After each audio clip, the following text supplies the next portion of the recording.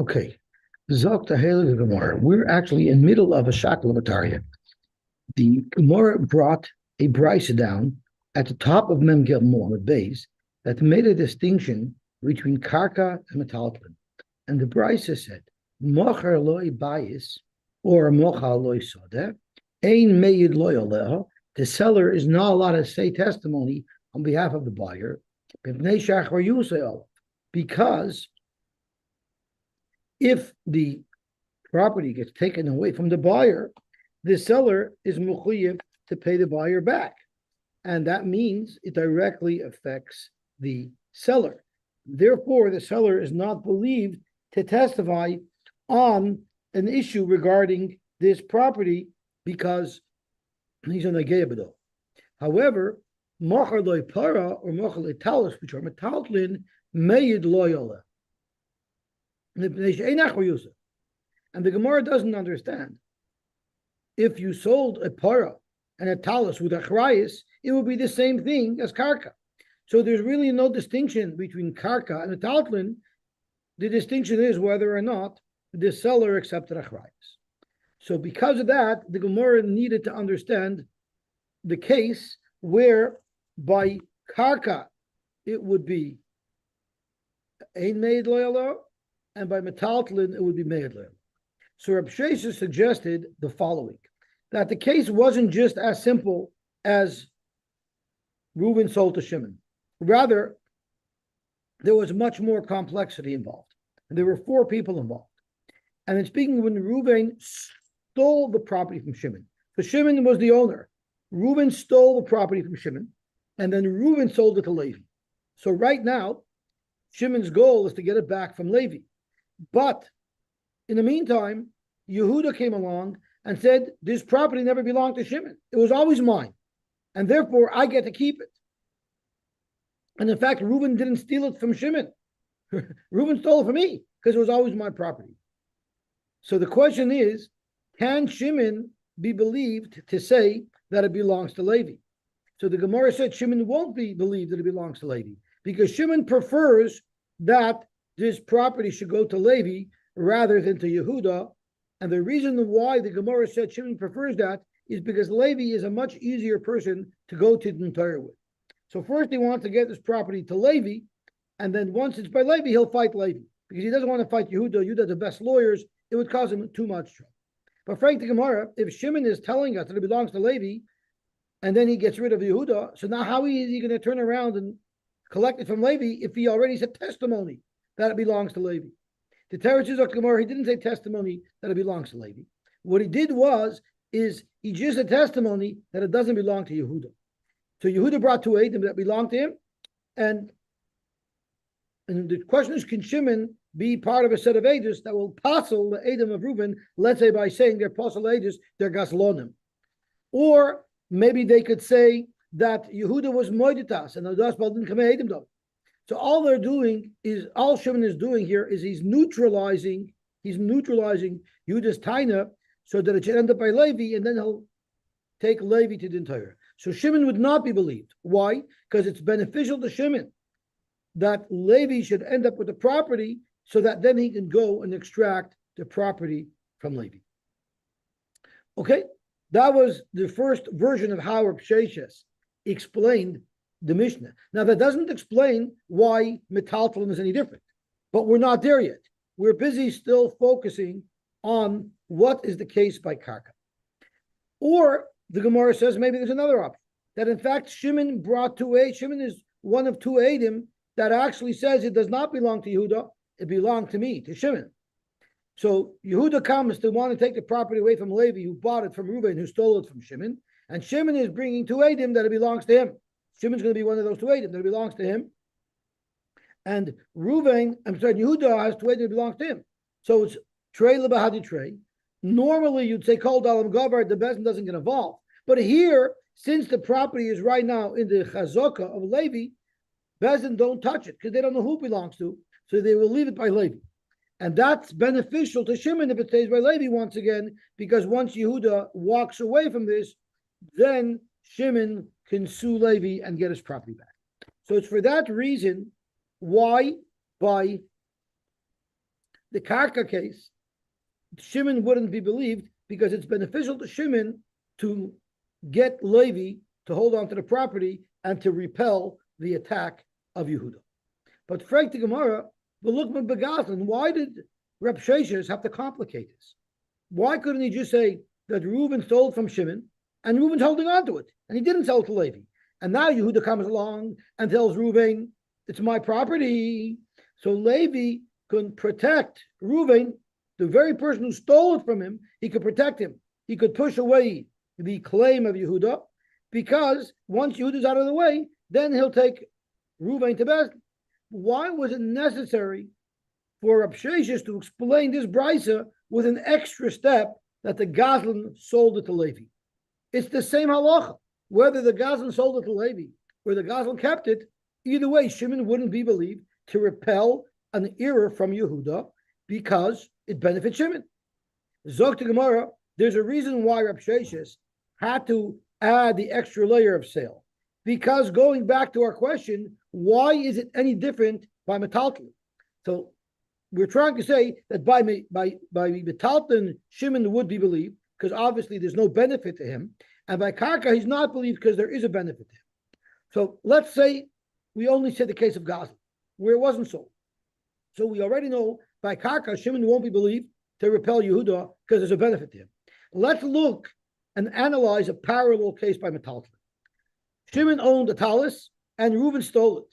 And now Yehuda is coming to bring a raya that the talus belongs to him. There, if Shimon brings a raya that it belongs to him, he's going to get it back. So Shimon's also going to benefit. So oy bazoi, why would there be a difference between karka and metalton? Either way, Shimon shouldn't be believed, because either way he's benefiting from it because he's getting it back. That's why the Reb Sheshes, when he explained the Mishnah, had to add another layer where the Gazan sold it. Now, if a Gazan steals karka and sells it, it has zero impact. There's no difference between the karka being found by Reuben, the Gazlan himself, or the karka being found by Levi, who purchased it from the Gazlan. Either way, Shimon could sue and get it back. But in the case of metaltalin, the assumption is that when Reuben stole the talus from him, he was miyayish.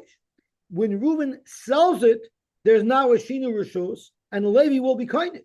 And even if it's proven 100% that this beged, this talus that Levi got, he bought from Reuben, who stole it from Shimon, Shimon still can't retrieve it, because we know there's halacha that yush and shinu rishos is kinded. So therefore, Zok Gemara, that's why we had this extra layer. Because with this extra layer of mechira, where there is a yush and shinu rishos, now there's a beautiful distinction between karka and metalton. By karka, where yush and shinu rishos doesn't matter, the property always belongs to the owner, karka and exelas. There, Shimon wouldn't be able to say testimony because it benefits him, because it's going to assist in him retrieving the property. But when it comes to metalton, where no matter what happens, he will never get this metalton back, because there was yush and shinu rishos. Therefore, he's believed to say that it doesn't belong to you. So Zok Gemara, we're looking at Begazlan, Mishum de Kaboy le Misna Seifa, Mocher le Para, Mocher le Talis, the Dafke Mocher, the Havel le Yish b'Shinu Rishus. Dafke if it was Mocher with his Yish and Shinu Rishus, and anyway, Shimon's never getting it back. Only there will he be believed. Aval le Mocher, if he didn't sell it, therefore the Hadrulay, if Shimon is able to assist the Gan of Reuven to repel Yehuda's attack, then Shimon would actually get it back. Now he's a very much an Agebedover, and therefore loy. So therefore, it's for the case of metaltlin that we need this extra step that Reuven sold it to Levi. Tana Reisha Nami Mochar. That's why the case of the Reisha is Mochar. But Lamaisa, there's no difference if Reuven sold it or if Reuven kept it. It doesn't make a difference if Shimon is defending Levi or if Shimon is defending the God of himself, Reuven. It would have the same halacha by karka, because either way, Shimon benefits from it. Zok to Gemara. Okay, so now let's look at the save of the case of metal. So now we actually have our teretz to the Gemara's original kasha. What's the difference between karka and metaltlin? The answer is simple: whether the ganav is koinit or whether the lekeich when the ganav is koinit with yush and shina rishus. By karka he's not, and by metaltlin he is. Right, Gemara. Let's look at the case of metal. Granted, he's miyayish from the guf of the property. So let's just make the case real. Shimon owned a beged, Reuven stole it and sold it to Levi. So Shimon was miyayish from the beged, and now Levi's konya the beged. So therefore, no matter what, Shimon's not getting back the beged. But Shimon is still nageh b'davar. Very simply, why? Because if Shimon is able to repel Yehuda, it was really his originally, and Reuven stole it, and now with Yishin Shin Rishos, Levi's koinit, Shimon, still have a claim against Reuven. Yes, you don't have to give me back the actual chayfetz that was stolen, but you owe me the money. You have to pay me the value because you stole it from me. Mashenkein, if Yehuda wins, that means this beged was never mine. It was always Yehuda's, which means Reuven never stole it from me. Reuven stole it from Yehuda. So now I have zero claim against Yehuda. So Frek Noah was safe and Nami need to be Yayish, Migufei, even if it was Mochar, and there's years in Shinu Rishus, the Toivei Shimon is still like Ebedover. Midamei Mimi Yayish, if he's able to retrieve this object and repel Yehuda, then he could force Reuven the Ganav to pay him back in cash. If not, if Yehuda's going to get it, then Reuven the Ganav will owe him nothing. So Zok to Gemara, why would he be Neman? Zok to Gemara, Lashricha the Miskatla. He will never be able to get the Gazlan to pay him back anyway. You know why? Because it's speaking in a case where the Gazlan already died. So you see what a Nukimta is? The Mishnah, the Brayta just says, by Karka, he's not Neman, and Metalton is Neman. But now we see it's not a portion that he's Neman by Metalton. He's Neman by Metalton if it was sold, and the Ganav died. Only there is he Neman because he has no chance of collecting. It's not we learned, if you steal food and you give the food to your children to eat, it's not ben, or v'nich l'flame, even if the gneva is ben, v'turin milashalim, the children are part of their pay. So once the gazlan dies, there is no recourse. If the Bailam or Miyash and the Shini Rishus, and somebody was konya the actual Dobar and Nigzel, there's no recourse to collect the money, the financial liability, from the Yisoimim of the gazlan, only from the gazlan. So therefore, here, this person, this Shimon will not be negaya anymore at all, because no matter who the item goes to, it won't go to him. No matter who the item goes to, he's not getting paid back. So therefore, he is an objective, unrelated party. Practic Gemara, in order to get the Shinu Rishos, why did the Brisa have to pick a case of that it was sold, that Reuben sold it to him? If we're talking about Reuben dying anyway, so the item changed Rishus because it went from Reuben, who died, to his children who survived him and Yarshined him. So Velukma be Irish, still it I'm be Irish, and you still have your use in Shinu Rishus. Why do we need a case of Mecher? And it's not really a Velukma be Irish because the Mishnah says Beferish Mochar. It just means the Mishnah could have said Umochar. The Mishnah didn't have to say Umochar, the Mishnah could have just said Umeis. If you hold that when an item transfers from one person to his children, to his next of kin, it's not like a lakeach. So then when the Ganav died, even though whatever he has goes to his children, it's not considered a Shinu Rishos. Shapir. That's why the Brisa couldn't have used that case, because there wouldn't have been a Shinu Rishos, and then Viter, Shimon shouldn't be Nema. If you hold that it's a regular Shinu Rishos, when the object switches from Reuben's possession to his children's possession, so then why did we need Brisa to pick a case of Machar? Once Reuben dies, you already have the Shina Rishos, which cuts off Shimon from ever being able to get it back, and therefore he's not Nageya. Abai had another problem. The way we're explaining, according to Risheshis, the difference between Metaltal and Karka is because one I'm hoping to get back, and one I'm never going to get back. But that's not what the Brisa says.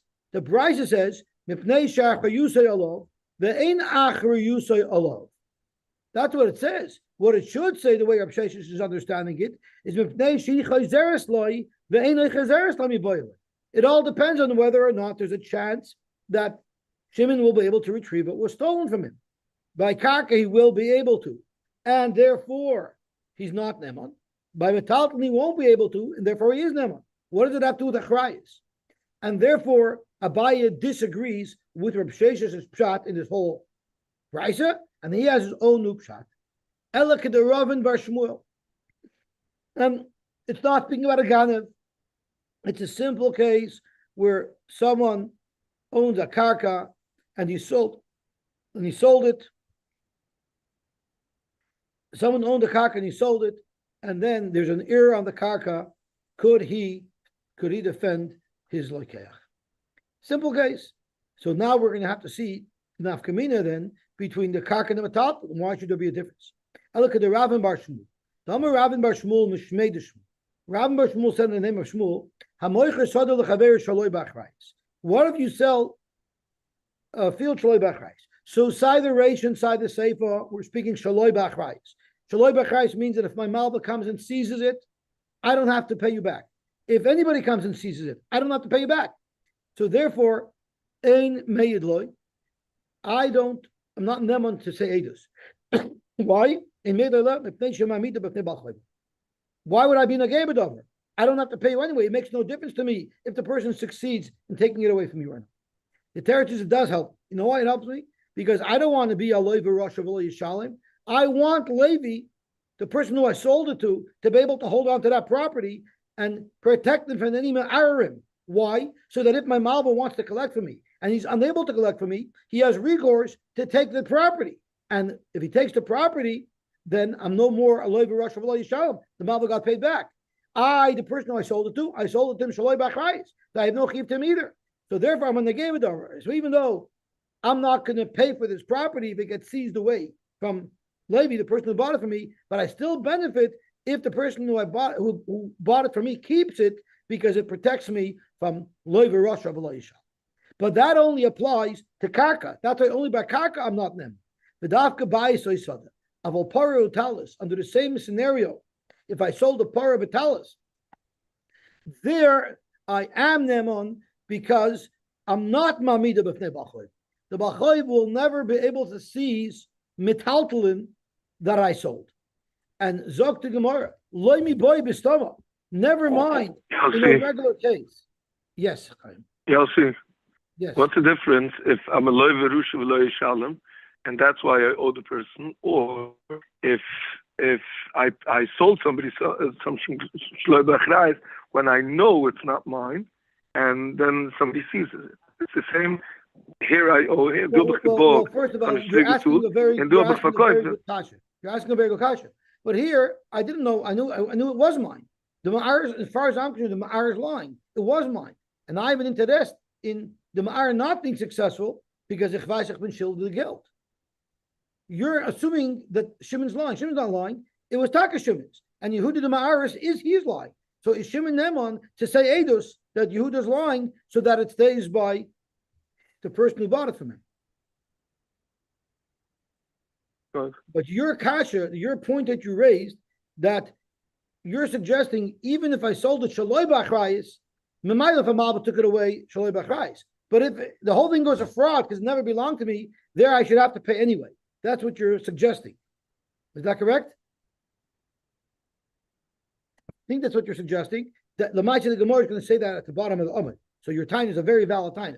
But in this case, anyway, I'm saying the truth. I'm saying that it was mine and I sold it to Levi. So Levi by Bistam. Today we should learn Masechet Nishus. Rav Ben Sion Ben. Chaim Rav Ben Sion Ben.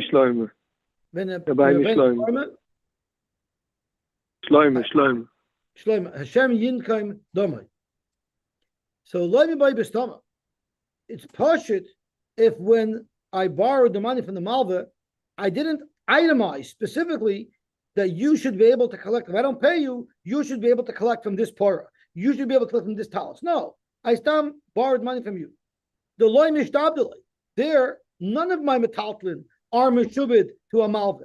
We know normally only karka is meshubed to a malva. My timer, why will you say that if I borrow money, my para, my talis, my metaltlin are not meshubed to the malva? Because metaltlin inu, metaltlin the bachoiv loy mishtabdele. The metaltlin of a bachoiv are never meshubed. Now that doesn't mean you can't collect from them.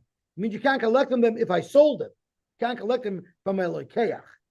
I'm right on the top of Mem Dal Beis. So let's look at Rashi. Why is it that metaltlin bachoiv loy mishtabdele? Why not? Zokt Rashbam, very important. The less lukal.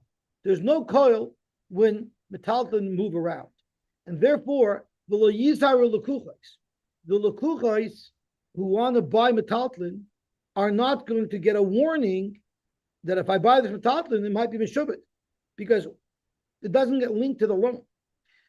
The imishtabde, if in fact we would allow a malva to seize even metaltlin that his loiv is sold after the loan, ein lach odom shelakeach oid metaltlin mechaveri. People will always be afraid to ever buy metaltlin, because how do I know that your malva is not going to come take it away from me one day? And since there is no coil related to metaltlin, it's too dangerous. So it will completely destroy commerce. So therefore, the Chachamim had to exempt metaltlin from shibud, meaning a malva could never collect on sold metaltlin. That's the Rashbam's pshat. There are other pshatim who say the reason why metaltlin are not meshubed is when a malva originally lends money, he has no kavanah to collect from the metaltlin, because there's very little guarantee that the metaltlin will be around when he wants to collect. He's relying primarily on the karka to back up the loan. So there's no shibud because no one had kavanah that there should be a shibud on. But zok to Gemara, that's pashit. If the metaltlin weren't meshubed, it's pashit that the malva can't collect them. But, and even though in the shtar choy, if he wrote, if Yankel, you're lending me the money, I'm going to pay you back afilu meglimid al kaspei. The cause of the even if though I wrote, I'll even pay you with the shirt off my back, it doesn't mean that there's a shibud on the shirt. That means you can take my shirt if I still own it before I sold it. If I sold my shirt, law, you cannot claim it. So there it's poshut. Also a poitakinami. But by metaltlin, even if I said this cow, this talus, I'm poite koi, this is what you should collect from. If I don't pay you by the deadline, you can come and take this cow, this shirt. So you designated this specific metaltlin to pay your choy from. Nami loy, it still doesn't become a shubit. So even if you dedicate this part is the one that the malva is going to collect from, if you sell it, the malva can no longer collect from. My timer, why not? Because the halacha that Rava taught us. The Rava. Also, if you made your evidence to the poitiki and you sold it, then the ba'choiv will be goyve from it. But shoyrei v'chamoyrei poitiki umachroi ain't ba'choiv goyve mimenu. My timer, why not? Because high is like kalo. There's a coil on the nevet. And there's a coil on the nevet. The Lukeich, when he bought it, he knew that there's a possibility that the malva will collect from it, suffer a kibble. But how less like kalo. But there's never a coil on stam metaltlin, and therefore, even though it's in the poitiki, the malva cannot collect it, seize it away from the like. So that is pshat in the brisa. According to Abaye, they're all the same case where you were a loiva, you sold karka. If you sold karka, you're not neman for any error because you're going to benefit from it. Why will you benefit from it? Because you want it to be there by the lekeach, so the malva can collect from it.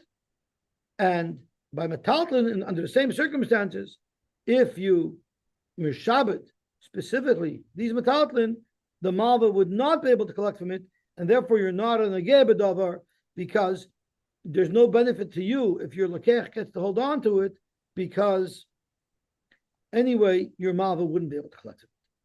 Break the Gemara, that's not true, because you're right. Normally, under normal circumstances, we'll say that metal don't have a coil, and even if you made it into an apoitiki, there's no shibud on it, and the malva cannot seize it from a lekeach.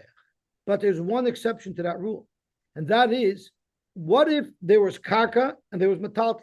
This loiva had karka metaltlin, and he was mishabed the karka to the balchoiv, because that's how it normally works. When you borrow money, bishtar, your karka becomes mishabed to the balchoiv. Now we know there's something called kidin agav. If I want to sell you a property in Toronto and a bicycle in New York, when you're coining a property, you'll be coining automatically the bicycle agave. This agav, the Gemara suggests, applies to the shibud from a malva to a loiva. And that if the malva is coining a shibud in my karka, agav will also be able to be coining a shibud in the tal. How does that work? Yeah, no. If you want to give it to him, if you want to be mishabed, you make him to the poitik. So how does that work? even though there's no coil. But that works because the way Kinyan Agav works is you don't look at it like the Kinyan here also makes a Kinyan there. No, you look at it like the bicycle is swallowed up in the property. It's like bottled to the karka. So now it's karka. So huadin, the shibud that was chal on the karka of the loiva through Kinyan Agav will also be chal on the talus and then the par of the loiva. So if that was the case, so then there is a benefit to Shimon in making sure that the person who he sold the talus to should be able to retain it, because his malva in this limited case will be able to come collect. So how could we trust Shimon to say testimony? It's possible that he has a benefit here if at the time of the halva through Kinyan Agav he was mishabed his nechasim. V'leichish dilma akni lemetaltli agav makaki. The Amar Rabba said, "Akni lemetaltli agav makaki kani makaki kani metaltli." It'll be kind of both. So maybe in fact there's a shibud over here. So how could the Brisa say carte blanche? You trust Shimon to defend Levi from the ear of Yehuda. Maybe there's a benefit to Shimon here. Maybe there's a shibud on these metaltli. The Rab Chisda said, you can't just do a Kinyan Agav for the shibud to be chal on the metaltli. You have to write some details in the star. The first thing you have to write in the star is normally, the reason why you cannot collect from any type of mashkin, because I said you should be able to collect from it if I don't pay. But there's an asmachta loikanya, because I only said it because I thought I would pay. I never thought I wouldn't pay. So you have to write and try to loik asmachta, meaning I really mean it. If I don't pay, you're talking going to be able to take it. So that you have to write in. And you also have to write the loik ketufs to the story. You know what tufs to the story is? It's a tikkun soifrim for a star. The same way we have a tikkun soifrim that the soifer copies out of when he writes the Sefer Torah, they used to have that for stars as well. So you have to say, this isn't the joke in the star. This is the real thing. You have to say that in the star. But at the end of the day, there's a slim possibility that the shibud from the malva is still on this metal. And if that's the case, how could the Brisa say that Shimon is Neman? He might be benefiting because if the item remains by the person who bought it from him, it's available to the malva to collect from. This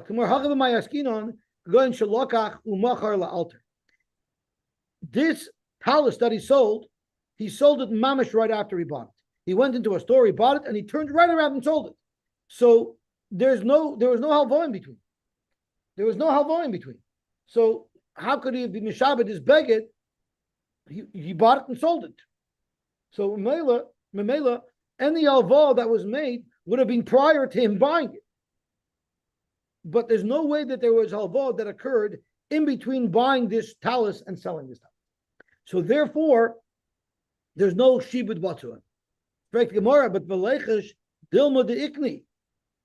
In other words, dilma de iknu, what iknu means is someone could write in a star choy that I'm being mishabed all of my nechasim to the malva, not only the nechasim that are mine now, but even the nechasim that I'm going to purchase in the future. So maybe there's still a shibud, even though he didn't borrow the money after he bought it. Even if he borrowed the money 5 years ago before he bought it, when he buys this now, it should also be included in the shibud.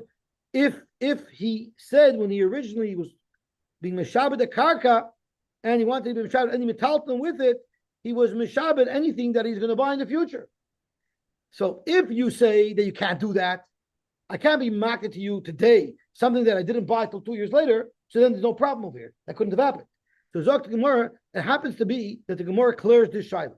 Can I be mishabed today what I might buy in 5 years? There's a machlokes of yes or no. If you want to learn this pshat, you're going to have to say that you can't be mishabed, because otherwise there's still a problem here with Shimon's nemanos. So Shemas me no.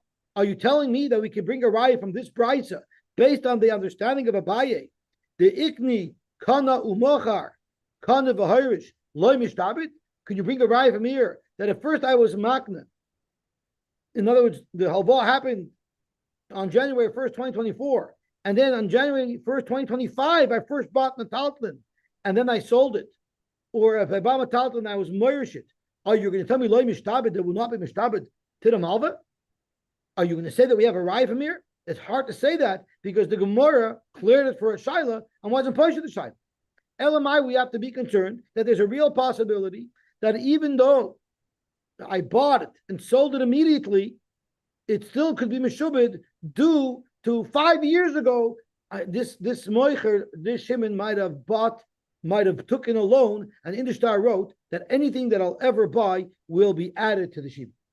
And if that was the case, Shimon surely can't be believed to say testimony to stop Yehuda from taking it away from Levi, from his buyer, because he's indirectly benefiting from it, because now his malba will be able to collect it. Zoktamar loy tzricha, and this is very far-fetched. It's pretty far-fetched as it is that we're talking, you have to be choishes, that Shimon shouldn't be believed because that's a weird case. But now it gets even more. The ka'amri edim yadinan bei bahai to aramei. So once you have this shot, it's being where he never owned karka. So if he never owned karka at all, there's no shibud here at all. Because there's no shibud karka, because he never owned karka. And there's no shibud metaltlin, because there's no way you can have a shibud of metaltlin unless you have agav. But you couldn't have had agav because he never owned property. So therefore, in such a case, so it's very much, under what circumstances is the Brisa saying that Shimon is believed if he sold a talus to Levi and Yehuda's mahar? When is Shimon believed? He's only believed if he's a guy who never owned karka in his life, and there's two Eidim that can testify he never owned karka in his life. There he's not believed. In all other cases, he's believed. It's getting to be a very fine chiluk over here. Right? This is where Dave Zolti would say, come on, that's a slim, slight, unlikely ukimta. Now, the other question is, how is it possible that someone could take testimony on a 40-year-old guy that he never owned karka?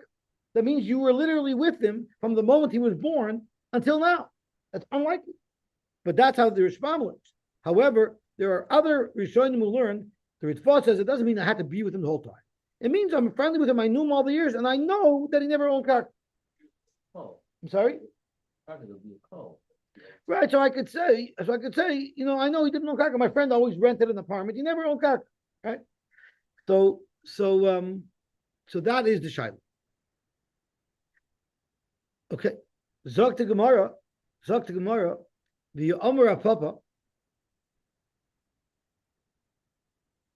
So in such a case, there's for sure no shibud on the metalton. Therefore, a mamish not on the gebed over, and therefore, I could say it. So it's actually, I want to point, it's even more mud, because in the Reisha, it's speaking where I sold the field, right? So in the Reisha, I must have had a field, I sold it. The same when I sold Metalton, I sold Metalton, but I never owned a field in my life, right? And there's proof that I never owned a field in my life, therefore there's no shibud here. So if there's no shibud over here, of course, I could say Eidus, because I don't benefit at all. Zog to Gemara weiter. The Omer Papa said, he's still Nagebedo. Because remember, once again, if I sell something, there's two ways that the person who I sold it to can get it seized away. One is if I owed money, the malba will seize it away, right? But what if it was never mine? What if it was never mine? And I sold you to Brooklyn Bridge. There also, the guy who I sold to might lose it, right? The question is, if I sold the Shaloi Bachrayis, I for sure don't have to pay you if a malba took it. But if I defrauded you because it was never mine, maybe there I do have to pay you back.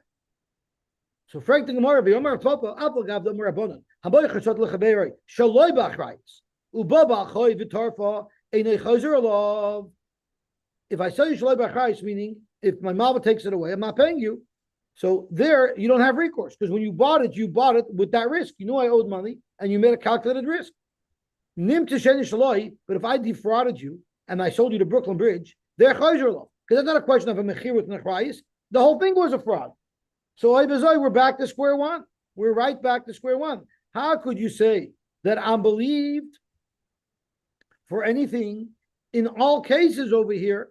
In all cases over here, if a guy is saying it was never mine, that means he's claiming I defrauded him, which means for sure I would have to pay him. So even by metalpa shouldn't be believed, because if it turns out that it was never mine, it was Yehuda's, well then I got to pay him back, because this has nothing to do with the chrayas. You defrauded him. Which was Chaim Fear's Kasha. So in fact, now the Gemara is asking Chaim Fear's Kasha, a Chrayas is good for if there's a loan and there's a seizure, because the Malva takes it away. But if I'm defrauding you because it was never mine, there's nothing with the Chrayas. I have to pay you back. Zog the Gemara, Hacha b'maya askinon, it's getting more complicated. But Makar ba, she basra moirei. What happened is I sold my chamor, my parah, my talus, I sold it to Levi. And Yehuda comes along and says it was never Shimon's. It was never yours. It was always mine, right? So right now, if in fact it turns out that I defrauded Levi, I have to pay him back. But the cases where Levi himself gets involved, Levi's here into the territory, and Levi said, no, I'm not kosher that Shimon ripped me off. I know this animal was born to Shimon's animal. I know I saw Shimon weaving this becket. So I'm independently being moide that Shimon didn't rip me off. So now it's complicated. Because what's happening here is I, regardless, don't have to pay Levi because he admits that I didn't rip him off. Right? Therefore, it's not negate to me. I'm not going to have to pay anyway. Therefore, I can say Eidos that it doesn't belong to Yehuda because even if I'm wrong, I won't have to pay Levi. You know why? Because Levi admitted that I didn't rip him off. So again, it's a very limited case. Under what circumstances am I believed to be Soiser Yehuda's Eidos? That's only if and only if I never owned any karka, right? So there's no shibud. And it was shaloi b'achrayis. And Levi, who bought it from me, is moide that it was always mine. There, you're not one. Very broad. Okay. Zok to Gemara weiter. Rab Zid Amar no. Afilu nimtza she'ena shaloi ene chayzer. Rab Zid holds that when I write, I'm selling you with arachrayis. That means even if I'm selling you to Brooklyn Bridge, I'm still not chayv.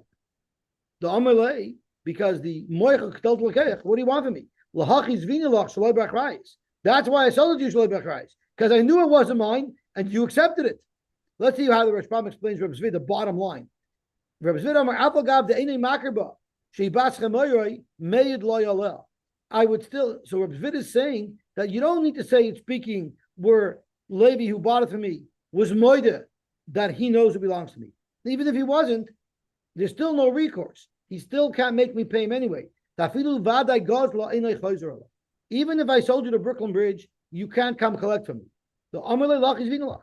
Yeah, I defrauded you, but you should have taken the chrayas. So that's how Rav Zid holds. Rav Zid holds I can get away from it. Zog to Gemara. So that takes us to the end of the Gemara. We have two pshatim in the brisa of the distinction between karka and metal. Okay, Gufa. Amar Ravin bar Shmuel mishmei de Shmuel hamoicher sada lechaveirei shaloi ba'achrayis ein meid lo yaleh mepnei shemamida b'pnei b'alchoivoi because lemaisa I'm benefiting because my b'alchoiv will collect him. Hechadami, what's the case? Either islay our achriti, if I have other land that's baschoirin alei dehada, then it doesn't make a difference. The Malva won't be able to collect from this lakeach. He'll come take property that I have, right? He's got to take property that I didn't sell before he can take property that I sold. So therefore, there's no difference whether. So I should surely be able to say edus on this karka because it doesn't impact me because I don't need you to have it so the Malva can collect from it because the Malva's not collecting from it anyway. It's come directly to me. And if I have no other possessions, my nafkalamina. Why would I care if they took it from you? If they didn't take it from you, they're not taking it from me anyway. You know what? I don't have any money. So if a guy has no money, he has zero to lose. So why don't you believe him? I have nothing to lose here. So believe him anyway. If he has nothing to lose, so why should he believe? The Amar loynicha the lahava loy verosha v'loy. You know why?